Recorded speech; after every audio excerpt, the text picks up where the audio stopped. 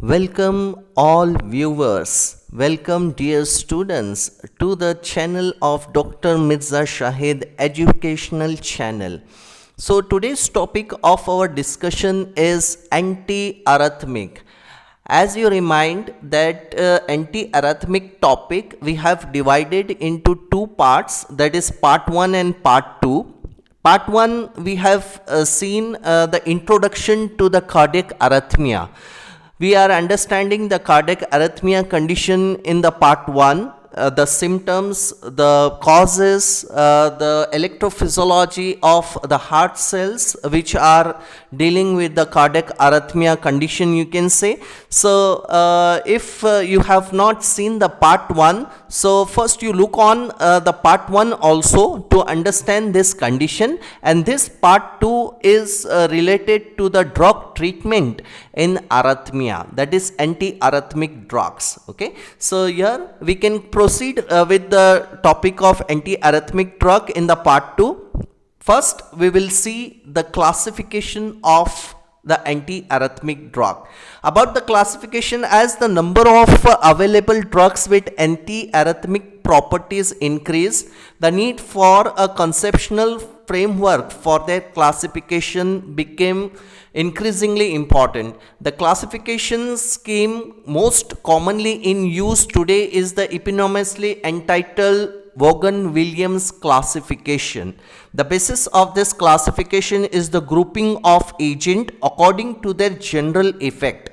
In the years since the widespread adoption of Vaughan-Williams classification, there has been an exponential increase in our understanding of cardiac electrophysiology, the mechanism of cardiac arrhythmia, and the discovery of new ion channels. So here the classification which we follow all over the world, both in the pharmacology also and medicinal chemistry also, is the famous Vaughan-Williams classification, which he has classified under different classes depending upon the ions which are getting affected. So that is why in the part 1 we have put more stress on the electrophysiology of the heart cell, that what leading to the cardiac arrhythmia condition, you can say. So according to the Vaughan-Williams classification, the class 1 to 5 is there, class 1, 2, 3 and 4, 5.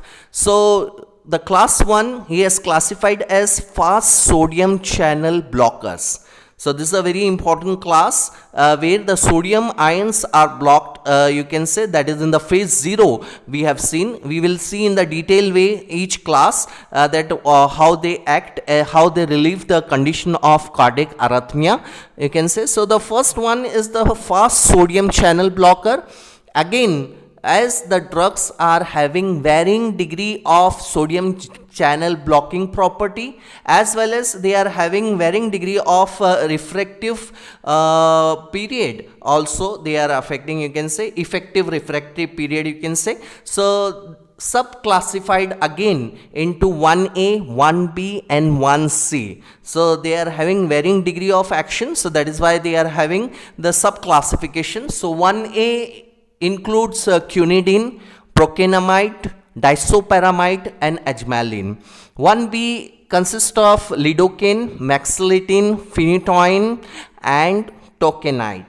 1C flecainide, ancainide, propafenone and moxazine. So these are all class 1 drug which are very important drug, you can say. Next is the class 2, that is beta blockers. As we have seen in the part 1 video, that is the introduction to the cardiac arrhythmia, that how the norepinephrine, the adrenergic flow or sympathetic effect is there on the beta 1 receptors of the heart. So here the beta blockers is classified under class 2.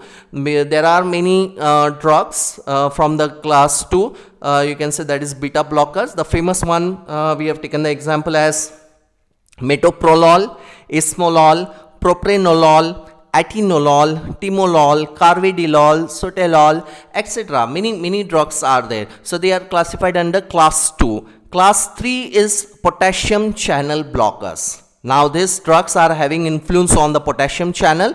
We will see in the detail that how they will affect and control the cardiac arrhythmia. The famous drug from this class are Amiodarone, Dronedarone, bretylium, tosylate, Electrolyte and depolarization. Okay, so these are the drugs which are in the class 3, that is potassium channel blocker. Class 4 is calcium channel blockers. As these are the famous drugs, calcium channel blockers like Verapamil, Diltiazem, nifedipine, amlodipine, isradipine, many drugs are there from the calcium channel. So they are classified as class 4 drugs, calcium channel blockers. About the class 5, these are the miscellaneous drugs. Okay, they are having variable mechanism, you can say. Each drug act in the different way. The famous drugs which are classified under miscellaneous or class 5 drug are adenosine drug, you can say, Digoxin, which is famous in the treatment of congestive heart failure, so it is having the role in controlling the cardiac arrhythmia also. We will see the with mechanism. And lastly, the physiological effect, you can say, or electrolyte which are used like magnesium sulphate and potassium sulphate. So this is a complete classification of antiarrhythmic which is accepted all over the world. You can say that is called as the Vaughan-Williams classification. And one thing to advise you all viewers that this classification, many MCQs can be asked from this classification, you can say. Many nationalized exams they ask on the classification like flecainide, which type of the drug, or what is the classification of flecainide drug. So various 4 options might be given like class 1A, B, C, or class 5 or class 4 drug, or like this way the options might be there. So this classification should be specific, and you can learn out from this classification slide, you can say, and you can remember the classification, so that each class we will discuss in detail further, so it will be having your explanation you can consider. So first class, if we go to the fast channel, that is fast sodium channel blockers. Okay, so here the fast sodium channel blocker, this is the class of antiarrhythmic drug, include local anesthetic drugs also, or local anesthetic action on the nerves and myocardial membranes to slow conduction by blocking the sodium ions or sodium channel, you can say, inhibiting the phase 0 of the action potential. So if you remember from the part 1 video, the phase 0, which is having a very sharp increase in the graph, you can see from negative to the positive side, you can say. So that phase 0, that is a depolarization phase, it is what affected by this drug by blocking the fast sodium channel. Okay, myocardial membrane shows the greatest sensitivity to this class of drug. Class 1 drug decreases the maximal rate of depolarization without changing much the resting potential, you can say. And just now we have seen the classification like 1A, 1B and 1C. Again the following drugs are there because they are having varying degree, so they have been subclassified, you can say. Next we go for understanding the action of the sodium channel blocker. They also increases the threshold of excitability. In electrophysiology, the threshold potential is the critical level to which the membrane potential must be depolarized to initiate the action potential. The properties of ion channels are likely to play a role in a threshold modulation, you can say. So this is how they also increases the threshold of excitability, because the sodium channels are blocked, so there is not frequent excitation, you can say, or depolarization, you can say. Next is the increase in the effective refractory period. So this is the term, the effective refractory period. During this the stimulation of the cell does not produce new propagated action potential. The reason for this is that the fast sodium channels are not fully reactivated and therefore cannot reopen to normal depolarizing stimuli. The ERP act as a protective mechanism in the heart by preventing multiple compounded action potentials from occurring. If this were to occur, the heart would be unable to adequately fill with blood and eject blood. The length of refractive period limit the frequency of action potential and therefore contractions that can be generated by the heart, you can say. So it's a important one, the effective refractive period. It increases the effective refractive period. This all drugs, they are having the effect, you can consider. Decrease the conduction velocity. The conduction velocity means the impulses through the AV node, you can consider. So the frequent impulses which are coming, it is decreased. So it is called as the decrease in the conduction velocity. Decrease spontaneous diastolic depolarization in pacemaker cells. This tends to suppress the ectopic foci activity. Prolongation of the refractive period tends to abolish the re-entrant or re-entry of the arrhythmia also, you can consider. So here the last two lines, if you see the sodium channel blocking property, the degree, as we have talked of, that why they have been subdivided, you can say. So they are having varying degree of sodium channel blocking property. So 1C is having the highest activity, you can say, or blocking property, you can say. Then 1A, and lastly the 1B. So this is a degree of sodium channel blocking property of the drugs, you can say. And increasing the ERP, that is effective refractive period, 1A is greater than 1C is greater than 1B. Okay, so here the refractive period also, they have been increased differently by 1A, C and 1B, you can say. So in the diagram also, if you see the moderate channel sodium channel blocker, the weak sodium channel blocker, and the strong sodium channel blocker, and likewise the effect on effective refractive period. So these are the drugs from sodium channel blocker, that is the class 1 drugs, you can say. About the drug structures, the chemical structures of 1A, like quinidine, if you see, this quinidine is having a diastereomer of the quinine, you can say, which is having the anti-malarial property. So quinidine is having the cardiac arrhythmic anti-arrhythmic property, you can say. Procainamide, if you compare, it is the derivative of the procaine, okay, so which is local anesthetic drug. So procainamide, which is more stable to the esterase enzyme in the metabolism, you can say. So it's a very small structures, you can remember and you can draw in your examination also, you can say. Disoparamide, pyraminol, you can say, ajmalin, these are the famous other drugs also from class 1A. Class 1B drug structures, if you see, lidocain, which is a famous local anesthetic drug. Xylocaine also it is called, okay, tokenide, maxilitine, phenytoin, okay. See, all these drugs are coming under the 1B. 1C, the flecainide, ankinide, propafenone, morphine, these are the famous drugs from the 1C. So you remember the sub-classification also specifically, because many MCQ questions are targeted on this sub-classification of class 1, A, B and C drugs. Now we can go for the side effects and contraindications, okay, about the sodium channel blocking property. The anticholinergic effect of 1A drug can produce tachycardia, dry mouth, urinary retention, blood vision and constipation. So anticholinergic effect you can correlate here. The diarrhea, nausea, headache and dizziness are also common side effect of class 1 drugs.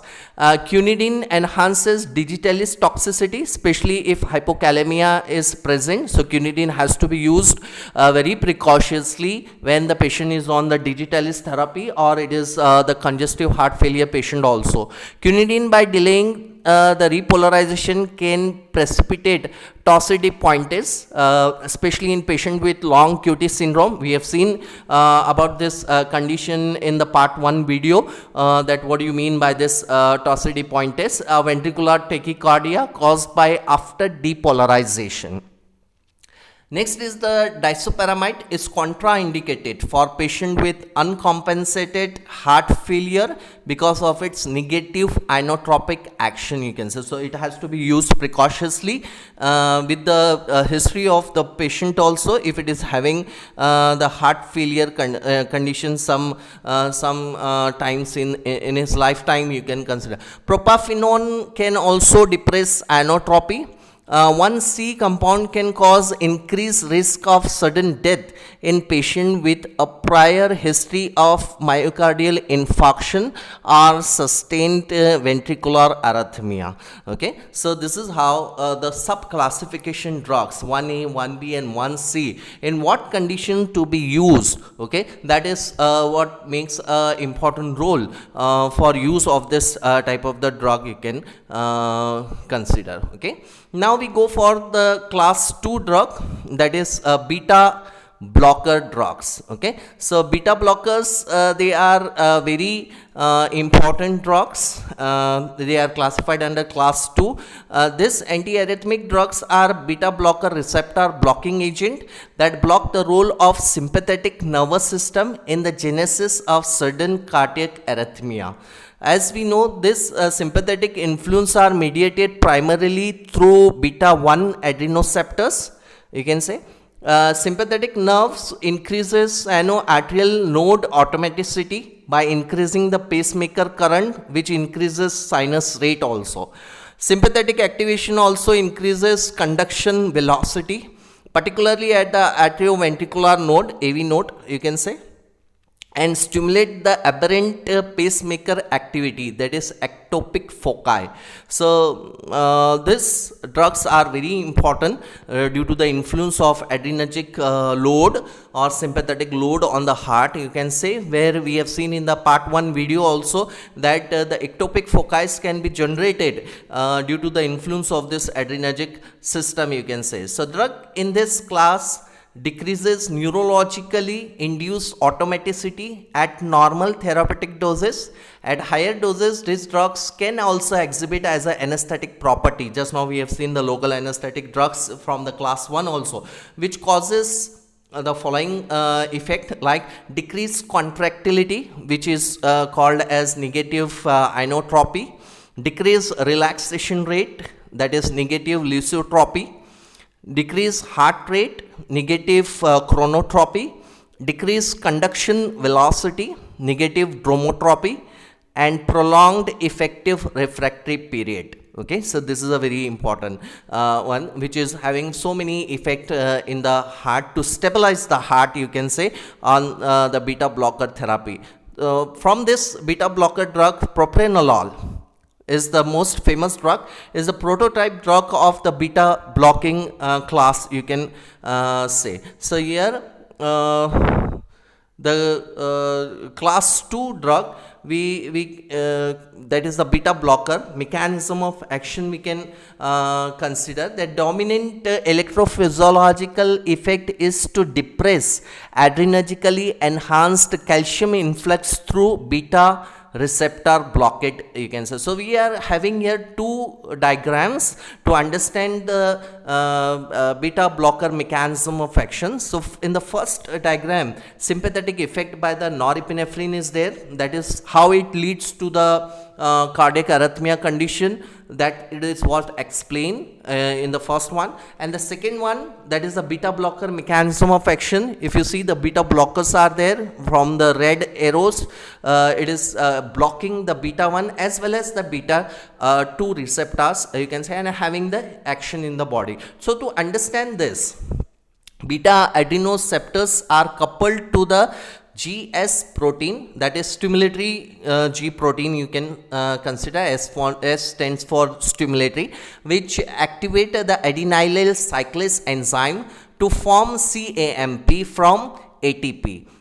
This increased CAMP activate the CAMP dependent protein kinase, that is pKa, which is which can be seen from in the diagram, that phosphorylate L-type calcium channels, which causes increased calcium entry into the cell, Increased calcium entry during action potential lead to enhanced release of calcium by the sarcoplasmic reticulum in the heart or heart cells, you can say. This action increases anotropy, that is contractility. GS protein activation also increases heart rate, that is chronotropy effect, you can say. So this is the normal first diagram. You can see with the diagrammatic presentation also that the higher formation of the CMP lead to the protein kinases A, which releases the calcium from the sarcoplasmic reticulum and which increases the contractility or the inotropic effect in the body, you can say. So here if we block this receptor, especially the beta 1 which is on the heart, you can say, so this blockade will block the further conversion of ATP to CMP, further formation of protein kinases, and end result is the calcium is what decreases. And this is how the stabilization towards the heart cells occur by these two diagrams. You can draw these diagrams also for your mechanism of action. You can explain very nicely through these diagrams, you can say, and you can explain that how it is overcoming the effect in the by blocking the beta blocker, and they overcome the effect of cardiac arrhythmia. Now we go for the chemical structures. As we have seen that many drugs are there from the beta blocker class. So here both specific and non-specific drugs are there, or you can say selective and non-selective. Non-selective drugs or non-specific drugs are the drugs which are acting both on beta 1 as well as beta 2 receptors. Like beta 1, it is present on the heart cells, and beta 2 which is present on the lungs. You can say, or bronchi, you can consider. So the famous drug that is the Propranolol, it's a non-specific, you can say, or non-selective also, you can say. So this Propranolol, it is having the effect on both beta 1 and beta 2, but various conditions are there where this non-specific or non-selective drugs are not fruitful, you can say, like in the asthmatic patient, you can say. So these drugs are not do well because they can increase the condition of asthma also, and the death may occur due to this type of the drug, you can say. So here the selective drugs are produced through the research, that is beta 1 selective drug, like famous drug the metoprolol. So they act only on the beta 1 receptor without affecting the beta 2, so they can be very nicely been used in the asthmatic patient also, you can say. So some drug structures like the famous one, the propranolol, you can see. The atenolol is there, metoprolol is there, sotalol is there, timolol is there, carvedilol is there, etc. So this you can practice out the structures, some structures which are important, and you can support your answer in the exam also when you are writing the answer for the antiarrhythmic, you can say. Now we go for the side effect and contraindication. So the side effect and contraindication of class 2 beta blocker drugs, the fatigue and dizziness, of course, from this drug, poor circulation and sexual dysfunctioning. This is a condition where male partners are unable to maintain the erection in the sex play, and they are unable to satisfy their female partners also, those who are on this drug therapy. So their sexual dysfunctioning occurs. Weight gain is also there in some patient. Gastrointestinal symptoms like upset stomach, nausea and diarrhea or constipation may occur, but taking beta blocker with food may help to relieve this stomach symptoms. Many of the side effects of the beta blockers are related to their cardiac mechanism and include bradycardia, reduced exercise capacity, heart failure, hypotension, and atrioventricular AV nodal conduction block also. Beta blockers are contraindicated in patients with sinus bradycardia and partial AV block. So it should be very carefully been used in this type of the patients, because it can aggravate the condition, you can say. Precaution with calcium channel blockers, example Verapamil. If the combination therapy you are giving with the calcium channel blockers, because of their additive effect in producing the electrical and mechanical depression. Okay, so here the synergistic effect you can get by combining with the calcium channel blockers, so it has to be used very precautiously. Non-selective beta blockers are contraindicated in patient with asthma or chronic obstructive pulmonary disease, COPD. You can, so here in asthma, so non-specific drug like propranolol, it should not be given if the history of the patient is known to have the asthmatic condition. So this drug should be avoided. Instead of that, the selective drugs, selective beta 1 blocker like metoprolol can be easily and nicely been used to treat the patient, you can say. Now we go for the potassium channel blocker, that is a class 3 drug, potassium channel blockers. So class 3 antiarrhythmic agent act through phase 3, as we remember the electrophysiology graph, you can say. So through phase 3 of the action potential by blocking the potassium channel. Okay, so here class 3 drug causes a homogeneous prolongation of the duration of action potential. If you see in the graph, okay, red lines in the graph, you can say, so that increases the potassium channel blocking effect, that is the duration of action potential is increased as compared to the black lines in the diagram, you can see. This result in the prolongation of effective refractory period. So this is a very important for the cardiac arrhythmia condition, that increase in the or prolongation of the effective refractory period. From this class, bretylium tosylate is a salt form, you can consider. Bretylium is a prototype drug for this class, you can consider. Next we go for the chemical structures of some class 3 potassium channel blockers, the famous drugs which are there like Electrolyte, bretylium tosylate, the salt form, Amiodarone, which is also a famous drug from this class, Diltiazem, Dronedarone, other drugs are also there. So some 4 to 5 drugs, if you get practice out or remember for this class, it is very easy to remember and write the answer for this. Next we go for side effect and contraindication.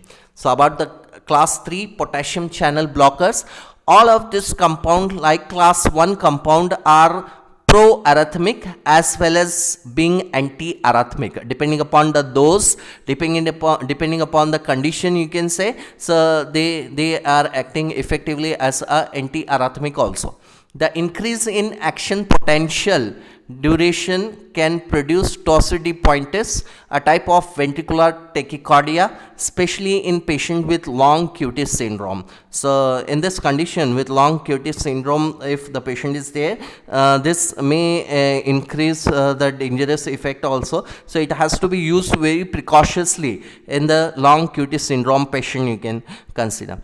Amiodarone can cause bradycardia and atrioventricular block, and therefore is contraindicated in patient with heart block or sinoatrial node dysfunctioning. So AV block, if the patient is there, amiodarone has to be precautiously been used.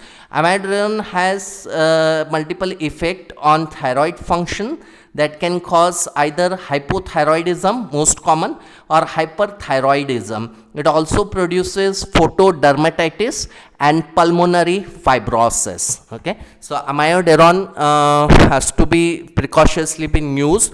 The patient has to be monitored when the amiodarones are given to the patient, you can say, because it is having different drastic side effect also.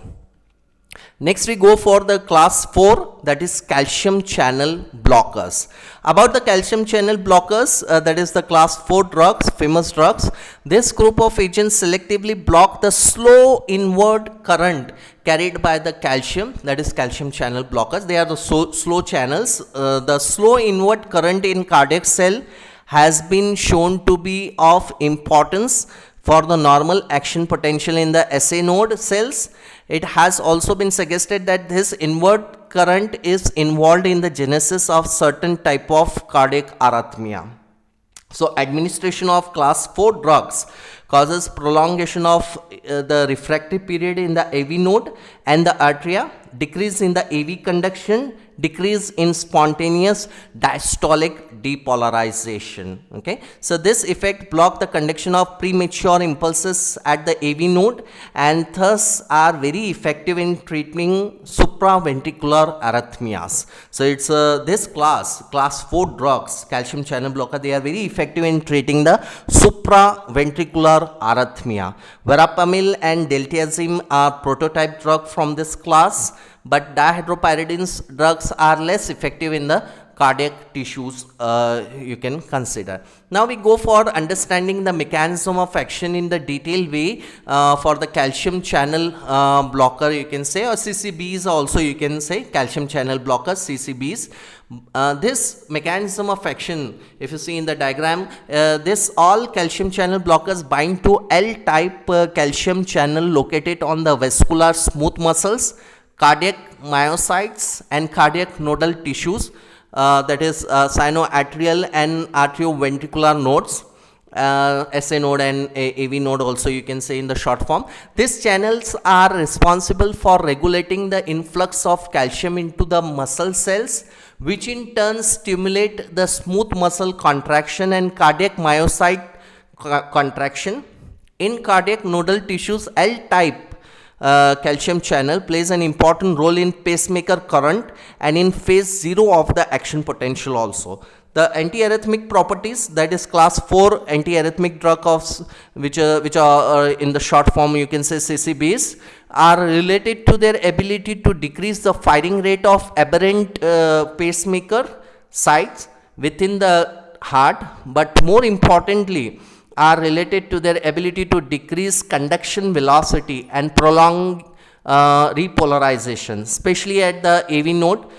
This later action at the AV node help to block re-entrant mechanism which can cause supraventricular tachycardia. So this is a mechanism of action you can consider for calcium channel. All calcium channel blockers all are acting on that channel, you can say slow channel, you can say, and avoiding the effect of calcium, you can consider. Now we go for chemical structures of some calcium channel blockers. The important one we have taken for which are effective in the cardiac arrhythmia, like the famous one Verapamil. It seems to be a little bit bigger structure, but it is when you practice out the structures, you can get the structures nicely. Diltiazem also, nifedipine also, amlodipine also. So if you practice out the things, you can easily remember the structures of the drug, you can. So next we go for side effect and contraindication. What about the use of this drug? Okay, headache, constipation, rash, nausea, flushing, edema, fluid accumulation in the tissues, drowsiness, low blood pressure and dizziness. These are common side effects which are related to calcium channel blockers. For the short term also, a person can experience this type of the effect. Sexual dysfunctioning, overgrowth of gums, liver dysfunctioning also have been associated with calcium channel blockers. If long term it is given, the person may have the liver dysfunctioning also, and even the sexual dysfunctioning, just now we have discussed for the beta blockers also. Verapamil and Diltiazem worsen the heart failure because they reduce the ability of heart to contract and pump the blood. So these drugs to be monitored very precautiously been used and to avoid the drastic condition on the heart. Verapamil and Diltiazem reduces the elimination and increase the blood level of carbamazepine, simvastatin, atorvastatin, lovastatin. This can lead to the toxicity of this drug, you can say. So as this drugs are having statins, which are sometimes used for the cardiac diseases, you can say, or even for the antilipidemic effect in the body, you can say. So when the patient is on the statin therapy, the Verapamil and Diltiazem has to be used precautiously, because they affect their elimination and increases the toxicity of these drugs. Several calcium channel blockers like Diltiazem, felodipine, etc. increases the level of cyclosporine, leading to its toxicity.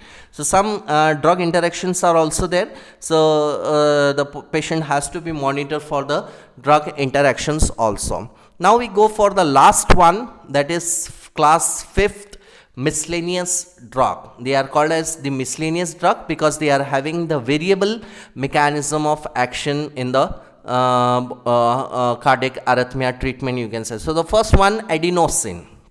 The use of adenosine. Adenosine is an endogenous nucleoside that is a product of metabolism of adenosine triphosphate. It is used for rapid termination of supraventricular arrhythmia following rapid bolus dosing, you can consider. Adenosine is approved for the acute management and termination of supraventricular arrhythmia condition, tachyarrhythmia condition, including AV node reentrant tachycardia and AV nodal reciprocating tachycardia, you can consider. Adenosine may be helpful in the diagnosis of atrial flutter also. Okay, so this is how the importance of the adenosine is there. In some condition, this adenosine is given to the patient. If we go to the mechanism of action of adenosine, understanding the mechanism of action, if you see the diagram, it is having the effect on smooth muscles, vascular smooth muscles also, and the heart muscles also. So both the receptors are there for the adenosine, A1 and A2. A1 receptors on the heart and A2 receptor is on the vascular smooth muscles. So if we divide the mechanism into 3 parts to understand this, the first para, in cardiac tissue, adenosine binds to the type 1, that is A1 receptors, which are coupled to GI protein. I stands for inhibitory G proteins, you can say.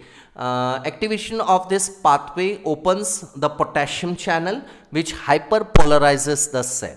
Okay, so potassium channels are open. The increased potassium level leads to the hyperpolarization of the cell. The heart cells which are running faster, or heart cells contracting in the irregular manner, you can say. So this is what somewhat hyperpolarization make them to come to the stabilized mode, you can say. Activation of GI protein also decreases CAMP, which inhibit L-type calcium channel and therefore calcium entry into the cell. If you see in the diagram also, that is a decreased CAMP level.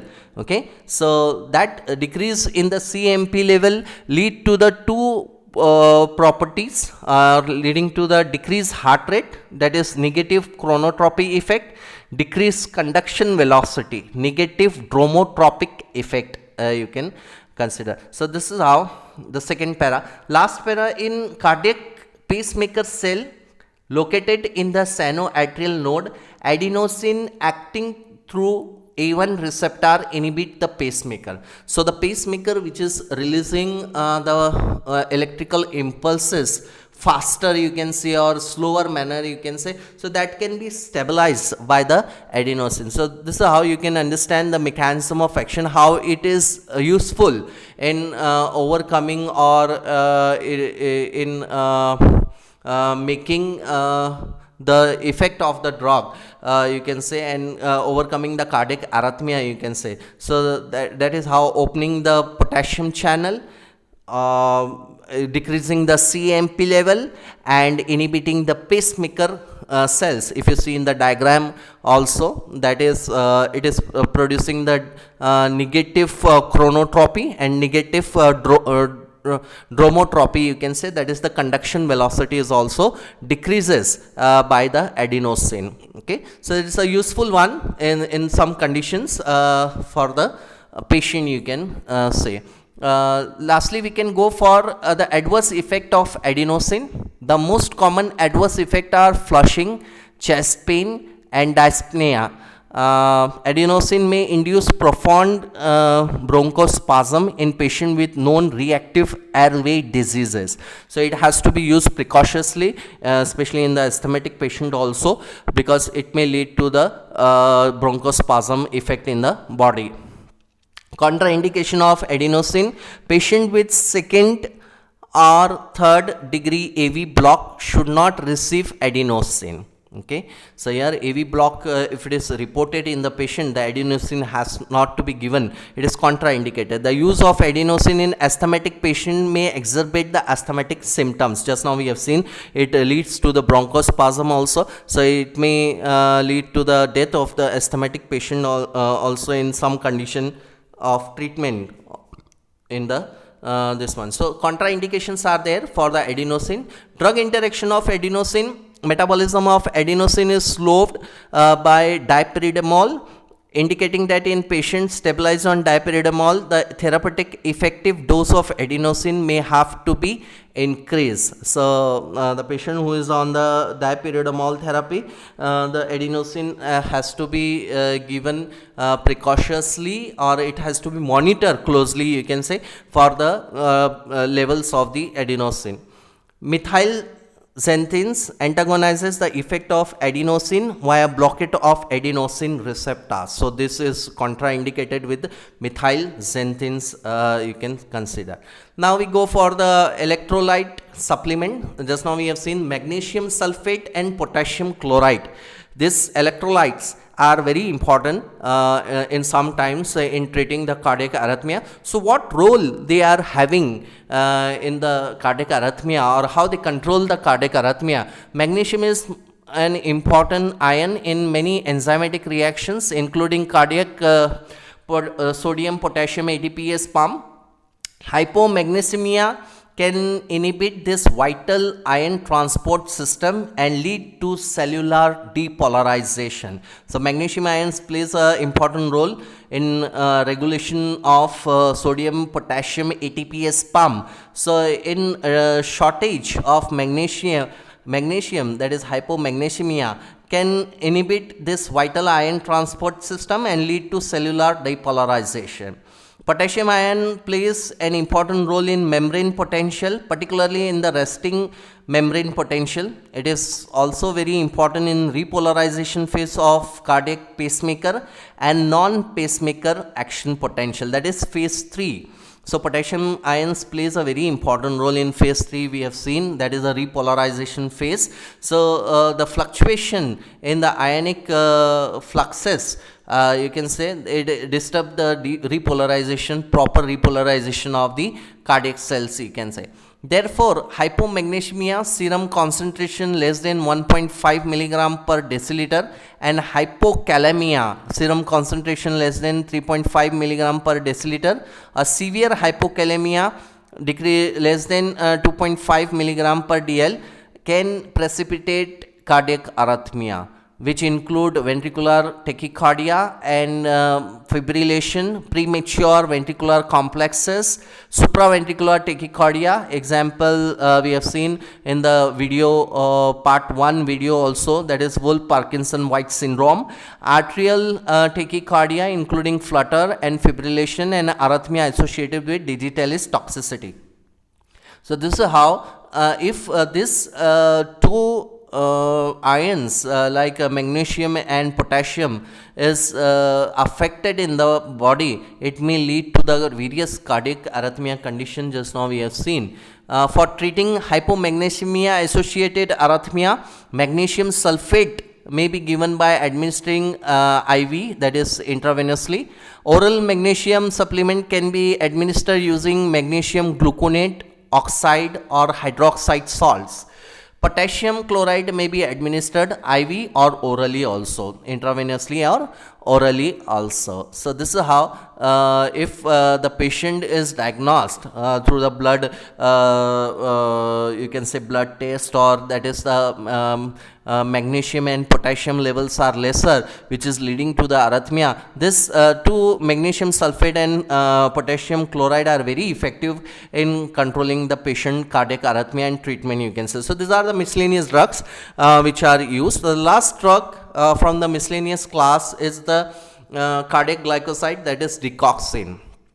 As we have stated, that Digoxin is a drug which is famous in use of congestive heart failure, okay, but this is having the role in controlling the cardiac arrhythmia also. So this is a class of cardiac glycoside, present a family of compound that are derived from foxglove plant, that is Digitalis purpurea. Atrial fibrillation and flutter lead to a rapid ventricular rate that can impair ventricular filling due to decreased filling time and reduce the cardiac output. This is a condition where this type of the drug is very useful, you can say. Furthermore, chronic ventricular tachycardia can lead to heart failure. Okay, so this is a condition where the things are going. Chronic ventricular tachycardia lead to the ventricular heart failure, you can say. Digitalis compounds such as Digoxin are useful for reducing ventricular rate when it is being driven by the high arterial rate. You can say that is what the utilization of this type of the drug in the condition of cardiac arrhythmia, you can say. The mechanism of this beneficial effect of Digoxin is the ability to activate vagal efferent nerve to the heart, parasympathomimetic effect, you can say. So parasympathetic innervation of the heart is partially controlled by the vagus nerve and is shared by the thoracic vagal and spinal ganglionic nerve mediate the lowering of the heart rate.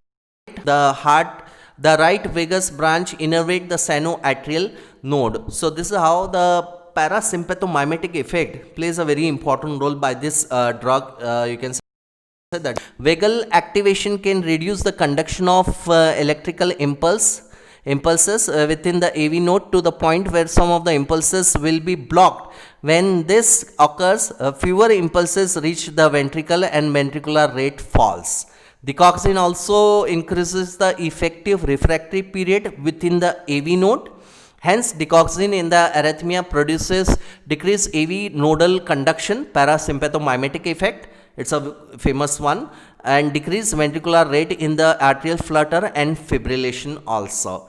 Okay, so this is how you can understand the mechanism of action of cardiac glycoside Digoxin in arrhythmia.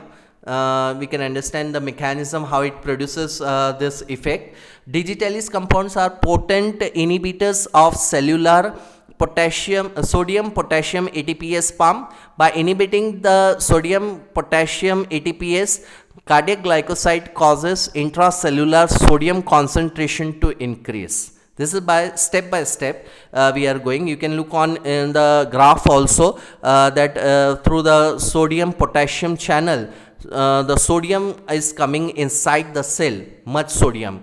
Okay, this then lead to an accumulation of intracellular calcium via the sodium calcium exchange system. In the heart, increased intracellular calcium causes more calcium to be released by sarcoplasmic reticulum, thereby making more calcium available to the bind to the troponin C, which increases the contractility, inotropic effect, you can say. Digitalis compound also increases the vagal efferent activity to the heart. This parasympathomimetic action of the digitalis reduces sinoatrial firing rate, decreases the heart rate, that is negative chronotropy, and reduces the conduction velocity of electrical impulses through the AV node, that is negative dromotropic effect, you can say. So in diagram, if you have the first one, that is sodium potassium channel, which is open, which is increasing the sodium ion inside the cell, which is getting exchanged with the calcium ion, slow channel, you can say, sodium calcium exchanger. calcium comes in a higher way. That calcium produces the inotropic effect, and the parasympathomimetic effect by this drug also produces or support the mechanism of action, you can say. So this is how we can understand how it is useful or effective in controlling the cardiac arrhythmia, you can say. Now we go for the summary of the drugs which we have seen right from class 1, 2, 3, 4 and 5, the class 5, you can say. So if you see in the diagrammatic manner, in the summary manner, if you want to remember that the class 1, the sodium channel blocker, you can draw this diagram for your remembrance, you can say. So it is blocking the phase 0 or acting on the phase 0, you can say. The class 2 drug, that is the beta blockers, which prolong the phase 4, you can say, resting membrane potential, you can say. Class 3 drugs, they are potassium channel blockers. They are acting on the phase 3. In the summary manner, we can recall the things. And phase 4, that is calcium channel blocker. They are mainly acting on the phase 2.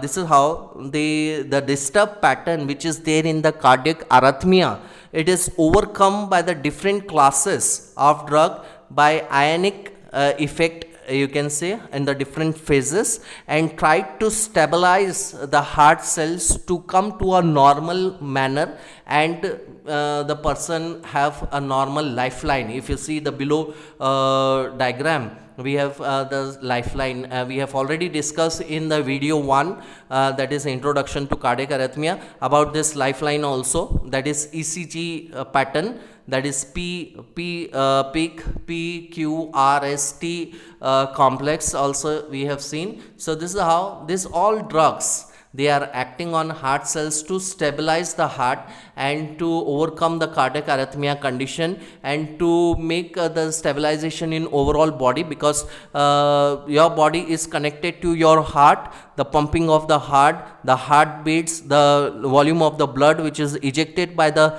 heart cells, you can say, and the overall functioning of the different organ of the body. So this is how the very important topic of antiarrhythmic, you can summarize with this slide, and you can remember the different classes with mechanism, you can say, and examples of the drug, you can say. So here we end with the antiarrhythmic chapter. So you can like this video, you can share with all your friends, okay, and you can continuously listen to the videos also when you are preparing for the topic, or when you are preparing for your exam, when you are in the journey also, you can just put the headphones on your in the ear, and you can listen to the videos, so that your journey is also a count of learning mode, you can say.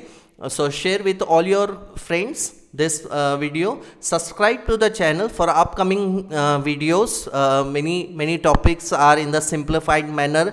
You can remember the things, and you can learn the things, you can say, and press bell icon for getting the current notifications, and you can have this videos to the others also. So do subscribe, do connect it to the channel, you can say, for your knowledge, for your benefit, and to your all friends, just share all the things, you can say. So here we stop for the discussion. Thank you very much.